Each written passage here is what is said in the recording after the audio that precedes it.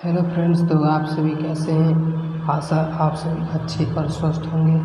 तो फ्रेंड्स, आज के इस नए टॉपिक पर हम इस मुद्दे पर बात करने वाले हैं कि इतिहास है जो हमारा महाभारत काल से अभी तक जो देश में हुआ है, तो इसमें हमारे महाभारत जो युद्ध हुआ दोस्तों, तो इसमें जो कौन कौन सा है जो हमें दिक्कतों का सामना करना पड़ा, उसमें कितने बड़े पैमाने पर जान माल का और संसाधन का क्षति का जो नुकसान उठाना पड़ा दोस्तों। तो इस पर हम विश्लेषण करेंगे और बात करेंगे कि जो हम गलती कर चुके इतना बड़ा, और वो गलती को ना दोहराएं, और इसमें हम बेहतर क्या हमें करना चाहिए था कि वो हमें क्षति ना उठाना पड़ता, और अगर हम बेहतरीन रूप से क्या करें कि हमें आने वाला भविष्य में बेहतरीन परिणाम देखने को मिलेगा, और भविष्य में हमें अब वर्तमान में क्या ऐसा अच्छा काम करें कि हमें भविष्य में बेहतरीन फ़ायदा मिले दोस्तों। तो हम पहले तो इस टॉपिक पर बात करेंगे कि महाभारत जो युद्ध हुआ, तो युद्ध होने का कारण क्या था दोस्तों। तो कारण हम बहुत सारा विश्लेषण करके यही सामने लाए हैं कि पहला तो है जो दोस्तों जो सद्भावना का कमी हमें कुछ जगह पर टॉपिक पर देखने को मिलता है, जो ये बहुत ही जड़ बना दोस्तों महाभारत युद्ध होने का कारण। तो पहला ये हुआ कि पहला तो द्रौपदी जो है जो बोल दिया था कि अंधे का पुत्र अंधा, जो दुर्योधन को बोल दिया था। घर को आमंत्रित किया गया था और वहाँ पर है जो पानी में गिर गया था, तो उसमें गिरने के बाद है जो द्रौपदी जो दुर्योधन को बोल दिया था अंधे का पुत्र अंधा। तो ऐसा टॉपिक है जो बोलने को किया हुआ कि ये महाभारत होने का एक बीज का काम किया दोस्तों। तो ये सब है जो होना नहीं चाहिए था, क्योंकि अगर मान लो कि दुर्योधन आया वहाँ पर, जो घर में आया, तो उन्हें शासन संबंधी बातचीत करना चाहिए था कि राज्य में क्या चल रहा है, कैसा चल रहा है, ठीक चल रहा है, ये सब बात करना चाहिए था। कोई दिक्कत तो नहीं, कोई हेल्प चाहिए, ऐसा वैसा, तो वो एक अलग मैटर हो गया। ये होना चाहिए था, ना कि इस प्रकार से जो किसी का अपमान करना चाहिए दोस्तों। तो ये जो हुआ तो एक बहुत ही गलत हुआ, शुरुआत यहाँ से ही हुआ। अब मान लिया जाए कि इस प्रकार हो गया, तो उन्हें क्षमा मांगना चाहिए था, और ऐसा होना ही नहीं चाहिए था। ये भारत का संस्कृति में है ही नहीं कि वो अतिथि का अपमान करे। कोई आता है तो उन्हें सम्मानपूर्वक बैठाना चाहिए, उन्हें उनका स्वागत करना चाहिए अच्छा, ना कि इस प्रकार का व्यंग्य करना चाहिए। तो ये हम बहुत बड़ा भूल के रूप में देख सकते हैं महाभारत होने का दोस्तों। और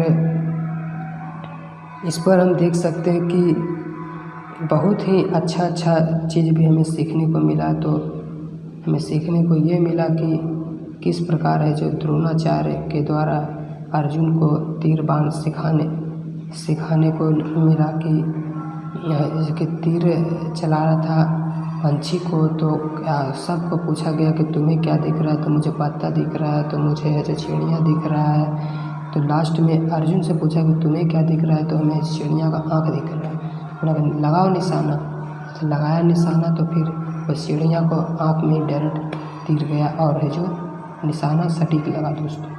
तो हमें ये सीखने को मिला कि हमें लक्ष्य की ओर फोकस करना चाहिए, ताकि है जो अगर लक्ष्य को फोकस करेंगे तो हमें लक्ष्य को प्राप्ति अवश्य होगा दोस्तों। तो हमें बहुत सारे चीज़ों को देखने को मिला, तो हम इस चीज़ को भी सीख सकते हैं। तो इतिहास हमें यही इसलिए पढ़ना चाहिए कि हम कौन सा भूल कर चुके हैं कि हमें दोबारा नहीं करना चाहिए, और क्या हमें बेहतरीन है सीखने को जो हमें भविष्य में बेहतरीन लाभ हो दोस्तों। दूसरा हम देखते हैं दोस्तों कि लक्ष्य से भटकना। तो लक्ष्य से भटकना ये हुआ दोस्तों कि महाभारत काल में हम बहुत सारा देखते हैं दोस्तों टीवी चैनल में कि महाभारत में जब दिखाया गया टीवी में तो किस प्रकार है जो उस वक्त संपन्नता था दोस्तों हमारे देश में, किस प्रकार है जो देश में चारों ओर अच्छा माहौल वातावरण था। अगर वो जो संपन्नता था उस चीज़ को बेहतरीन उपयोग किया जाना चाहिए।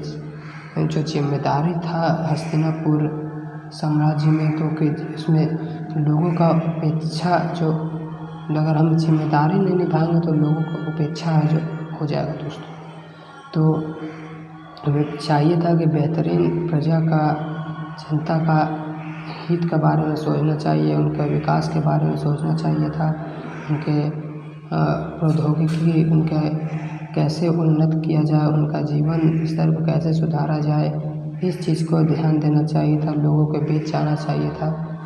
इस प्रकार है जो काम करना चाहिए था, ना कि है जो आपस में इस प्रकार है जो मतभेद रखना चाहिए। मिलजुल कर बेहतरीन रूप से रहना चाहिए था और लोगों के विकास के लिए कार्य करना चाहिए था दोस्तों, ताकि जो बेहतरीन राज्य का साम्राज्य का विकास हो सके था। तो ऐसा जो किया जाना चाहिए था जो नहीं किया गया। तीसरा हमें देखते हैं कि जन कल्याण का उपेक्षा। अगर हम जिम्मेदारी जो हमें दिया गया वो हम नहीं निभाएंगे तो फिर ये जन कल्याण का उपेक्षा ही माना जाएगा दोस्तों। तो फिर हम महाभारत के कुछ महत्वपूर्ण टॉपिक पर बात करने वाले हैं। तो इसमें पहला है कर्ण। तो कर्ण हमें इस चीज़ को देखने को मिला दोस्तों कि इसमें हमें कर्ण के बारे में ये जानने को मिला कि किस प्रकार है जो कर्ण को उस समय जो बहुत सारे कष्ट और पीड़ा से गुजरना पड़ा था। तो उस वक्त है जो दुर्योधन है जो कर्ण को बहुत साथ दिया था, उन्हें राज्य साम्राज्य से भी सुशोभित किया गया। फिर भी है जो उनको ये जब पता चला कि वो कुंती का ही पुत्र है तो उस समय है जो वो दुर्योधन का ही साथ है जो गया, उनके पक्ष में ही लड़ाई लड़ा दोस्तों महाभारत में। तो उनको दुर्योधन जो राज्य साम्राज्य दिया, अपना मान सम्मान दिया, तो उनको दुर्योधन को भी कुछ हद तक है जो यह बात बताना चाहिए था कि उनको जो मिलजुल कर हमें रहना चाहिए था और उनको राज्य के विकास के बारे में बात करना चाहिए, आपसी मतभेद भुलाना चाहिए। तो इसमें भी महाभारत बहुत हद तक रुक सकता था दोस्तों। और इसमें है जो आपसी संपर्क और सद्भावना दोनों का होना बहुत ज़रूरी था। और दूसरा हम देखें कि द्रौपदी, तो द्रौपदी में हम ये जान ही चुके थे किस प्रकार है जो दुर्योधन है जो गया था द्रौपदी के पास उस समय महल में, जादुई महल में, तो वहाँ पर गिरने की वजह से किस प्रकार द्रौपदी अपमान किया दुर्योधन का। तो ये भी जो करना नहीं चाहिए था। तो ये महाभारत इसके होने का एक महत्वपूर्ण कारण माना जाता है। और तीसरा देखें कि चौपड़, तो चौपड़ का भी किरदार हम देखें तो बहुत हद तक है जो ये भी है जो महत्वपूर्ण कारण माना जाता है महाभारत उकसाने का दोस्तों। तो चौपड़ किस प्रकार है जो एक गलत लत है जो इंसान को जो बुरा मति को एक तरफ से भ्रष्ट ही हो गया था युधिष्ठिर को, जो अपना सब कुछ हारने का बाद भी उन्हें पता नहीं चला कि उनके साथ जो धोखा हो चुका है वो है जो शकुनी के जाल में है जो फंस चुका है। तो ऐसे चीज़ों का जो इच्छा करना ही बेहतरीन होता है। और चाहिए था कि दुर्योधन से अगर गलत कहीं कोई है तो उनसे दूरी बरकरार रख के अपना जो राज्य विस्तार का, राज्य साम्राज्य का बेहतरी के लिए कार्य किया जाना चाहिए था, ताकि ये जो वही है जो जिम्मेदारी था तो ये बेहतरीन होता दोस्तों राज्य के लिए और देश के लिए। और फिर हम देखें कि इसमें चौथा हमें क्या सीखने को मिलता है दोस्तों। तो हमें यही सीखने को मिलता है दोस्तों कि हमें अच्छा लोगों के साथ अच्छा बर्ताव करना चाहिए और जो हमें जिम्मेदारी दिया जाता है उसका बेहतरीन उपयोग करना चाहिए तथा जन कल्याण के दृष्टि से ये कोई भी काम करना चाहिए और इसे ही प्राथमिकता देना चाहिए दोस्तों, ताकि देश का समाज का जो विकास बेहतरीन हो पाएगा। तभी इसी में जो सबका भलाई जुड़ा हुआ है दोस्तों। पाँचवा है दोस्तों, हम ये देखें कि महाभारत काल में होना क्या चाहिए था दोस्तों। तो दोस्तों हम ये देख सकते हैं कि किस प्रकार महाभारत काल में टीवी सीरियल में देख सकते हैं कि किस प्रकार जो उस समय संपन्नता था दोस्तों राज्य में हस्तिनापुर में इंद्रप्रस्थ में दोस्तों।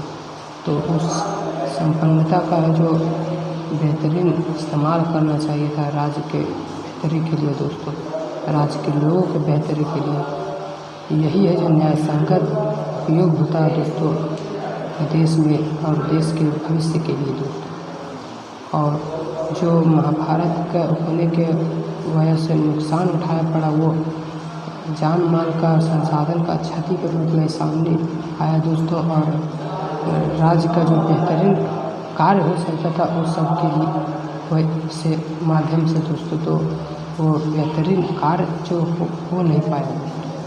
तो ये जो सबसे बड़ा सीख है जो हमें इस दुनिया के लिए है दोस्तों कि किस प्रकार राज्य का लोगों के लिए हित के भलाई में ही है जो सब कुछ बेहतरीन हो सकता है दोस्तों।